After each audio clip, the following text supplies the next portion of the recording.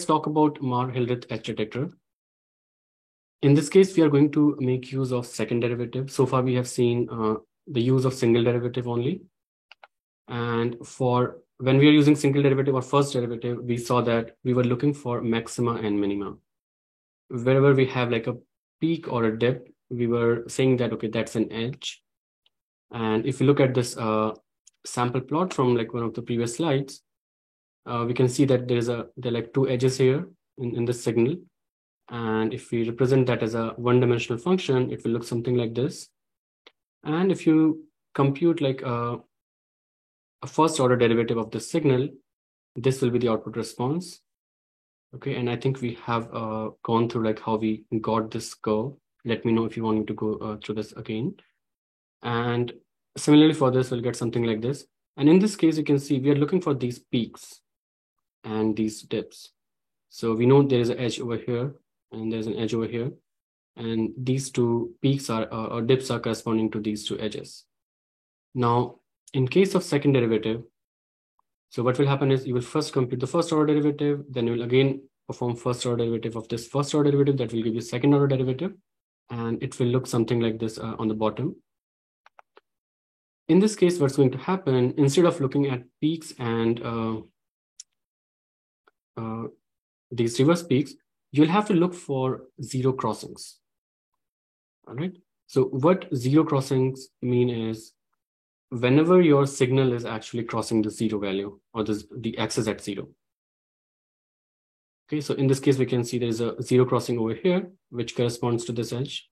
And there is a zero crossing over here, again, which corresponds to this edge. All right, so now we move from looking for maxima minima to looking for zero crossings. And that's the only difference. And of course, there are like more steps to compute.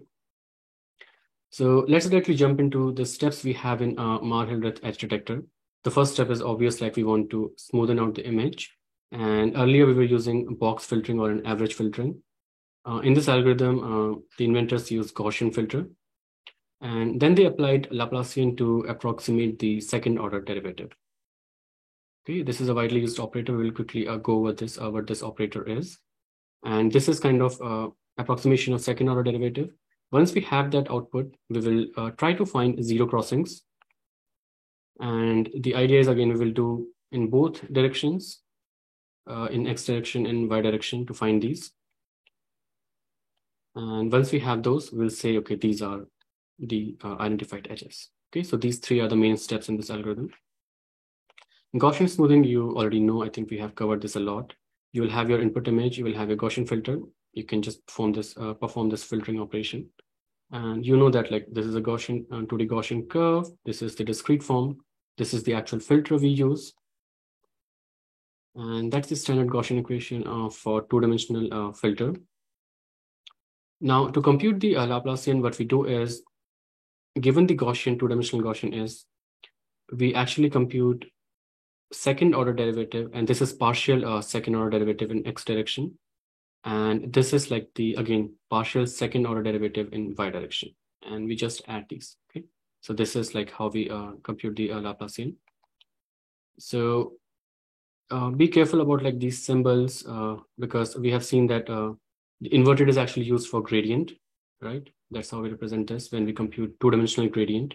So that's different from this operator, which is kind of second order derivative. So the difference is like the dimensionality and the order of derivative, and it's just flipped. All right, so let's now try to understand what this zero crossing is. So we can have 4 different variations for zero crossings, and zero crossing is basically whenever your signal is crossing that axis. All right, and the signal might go from a positive value to a negative value. Again, the signal might go from positive to negative, but you might have a value at 0 as well.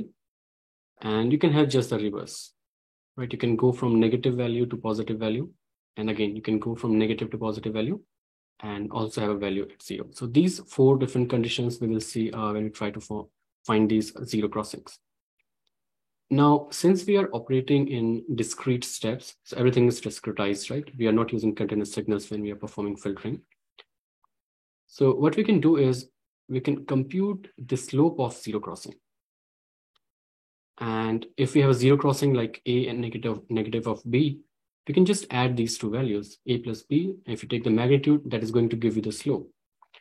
And the intuition behind this is, since the space is discretized, so when you're moving from value a to b, okay, so this is the function response. But if you will look at the domain, since this is discretized, you are actually moving in one step. Okay, it might be going from 0 to 1 or 1 to 2. Whatever it is, the difference in domain is going to be 1. And if that's the case, then you know that how to compute a slope. Slope is just like your movement in the y direction, in the y-axis, that you can call like delta y, and your movement in the x direction, that you call delta x. So usually the slope is given by delta y over delta x, and your delta y is essentially adding these two values, a plus b, and your delta x is equals to 1 because you're moving like in unit steps. And that's how you can compute like slope of a zero crossing. All right. So if you have to mark like whether it's an edge or not, you just compute the slope of the zero crossing. And it's kind of giving you like how fast the signal is changing. If it's changing like very fast, then it will have a very high slope, like a very vertical edge, right? And if you try to reduce the slope, then it's kind of reducing the value, right? So it's kind of still a zero crossing, but not a very high magnitude. So what we do is we try to determine whether it's a zero crossing or not based on the slope of this zero crossing itself.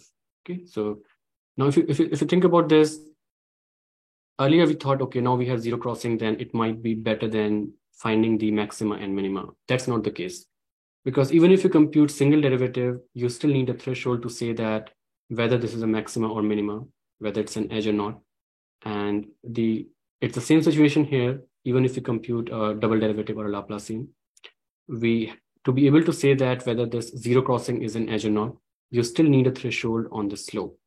So if a slope is not very high, you will say it's not an edge. Okay, so that parameter is actually not changing when we move from single derivative to second derivative. All right, so let's see how we can compute this Laplacian of Gaussian. This is also called LOG operator. So what will happen is, this is your Gaussian, this is your input image, you perform filtering, and this is your LOG operator. And you know, like this is associative, or you can say commutative. You can first perform, like you can compute the Laplacian of your Gaussian first, and then you can filter the image. So again, you're trying to save some steps here.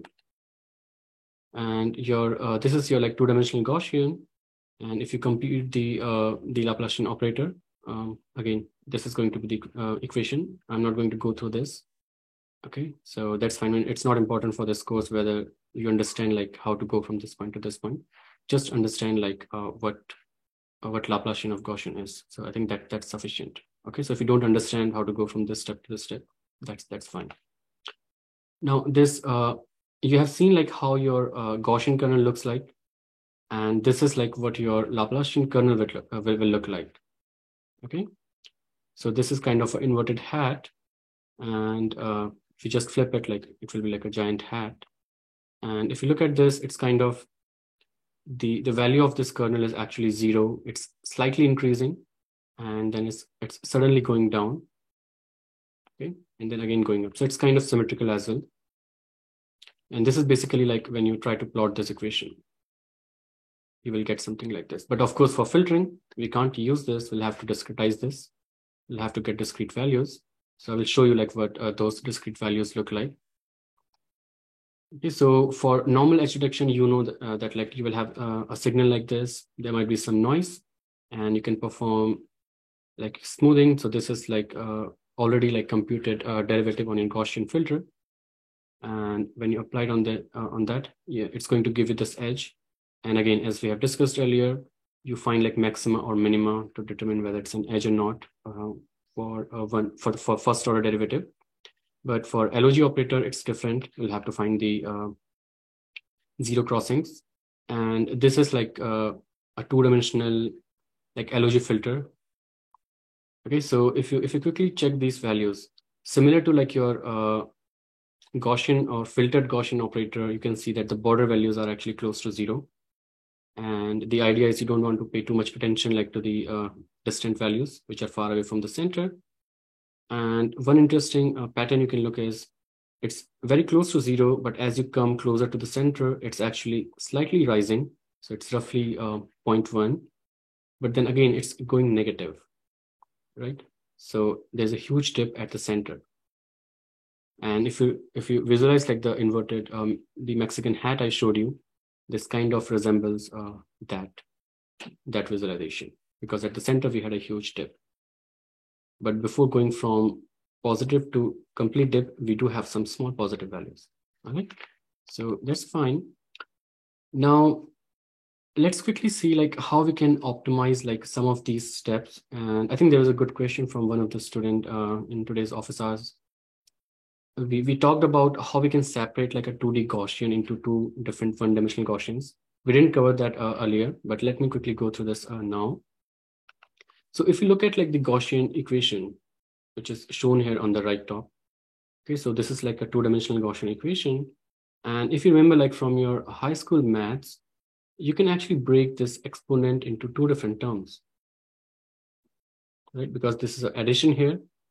So if it's like exponent, you know that addition converts to multiplication. So you can actually separate these two x's.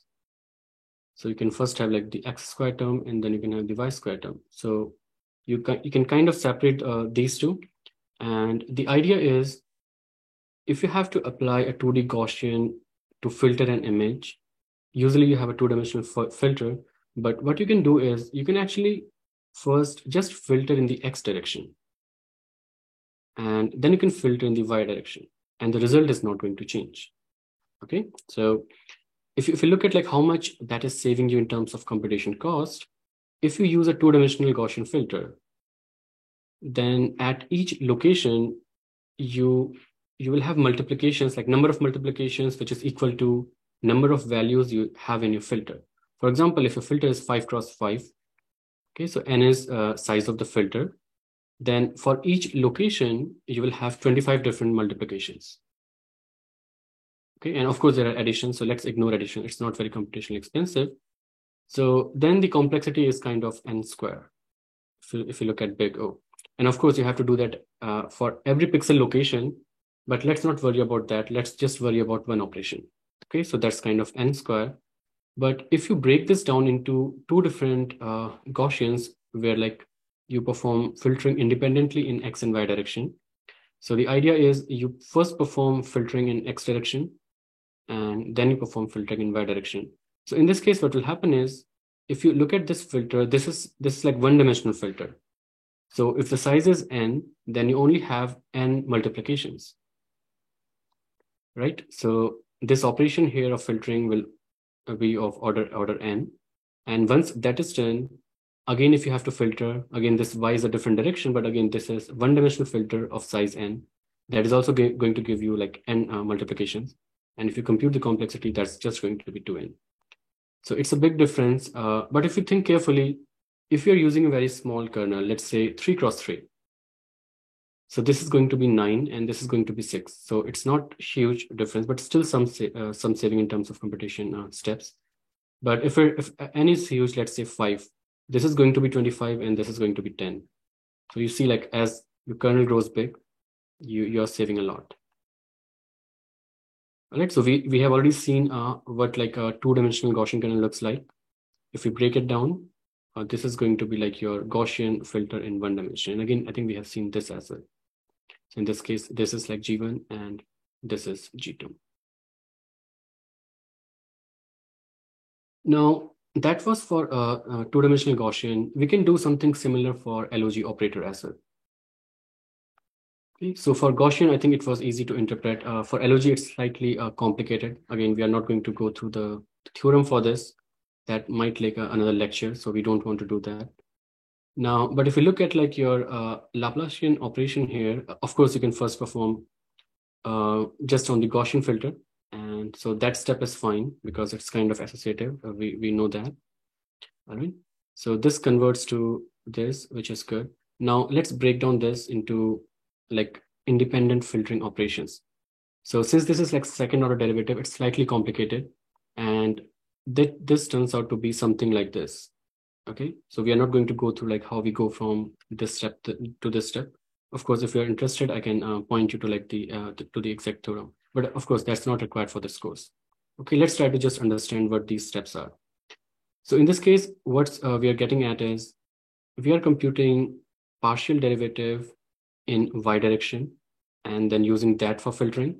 And then we are just computing single order derivative in x direction, performing filtering. Okay, so that's first step. The second step is, again, we are computing second order partial derivative in x direction. And this is just single step derivative in y direction. So these are like two-step filtering operations, and we just add these two values. So this will again require n square multiplications because it's a 2D kernel. But in this case, again, all of these kernels are one-dimensional. So it's just 4 times n. Okay, so it's kind of saving a lot of computation power. So if we look into the steps of the complete edge detection algorithm, you will have your image. You will compute Gaussian filtering in x direction and Gaussian filtering in y direction. That's going to give you I times g. So that was separability of Gaussian filtering. Now for Laplacian, what's going to happen is, given an image, first you will compute Gaussian filtering like in y direction, then in x direction, and again in x direction, y direction. The subscripts over here, these are like the order of derivatives. So this is second order derivative. This is also second order. And you just add those values. That's going to give you Laplacian of your image. Okay. So let's quickly go over the algorithm. You just compute the filtered image using LOG operator. So you have two options. You can either use the 2D filter, which I showed you, or you can use like 4 different 1D filters, and you can follow the steps which I showed you in the previous slide. Okay, for this, you will need like these 4 different values. But of course, like computing these values, it's just one step process. You don't have to repeat this again.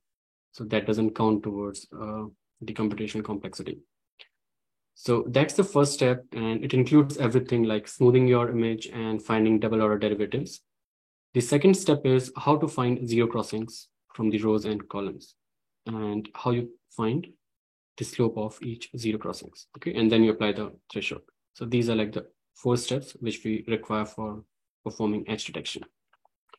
Now let's quickly go through the same image we had. Okay, this is something which you get from the Laplacian operation.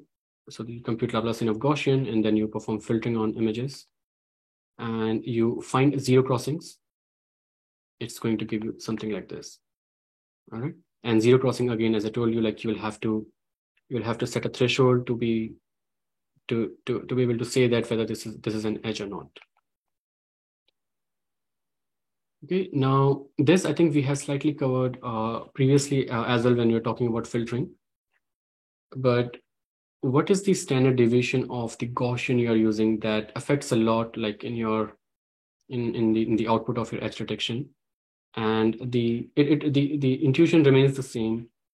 If the standard deviation of a Gaussian is pretty low, which means you will focus more on the centered or the current filter, it will give you like a lot of fine-grained edges. And as you keep increasing like the standard deviation of the Gaussian, which means that, so when you're increasing your standard deviation, you're moving, your Gaussian will be like this for sigma equals to 1, and then it's going to go like this. So you're widening your Gaussian, right? Which means that initially you were paying more attention at the current pixel value, but as you increase the standard deviation, you're actually paying more attention to the neighboring pixels. And if you do that, then you're kind of getting coarse level edges. You can increase it further, the edges will be coarser. Okay, so that's how the standard deviation of a Gaussian affects the kind of edges you will determine in your input image.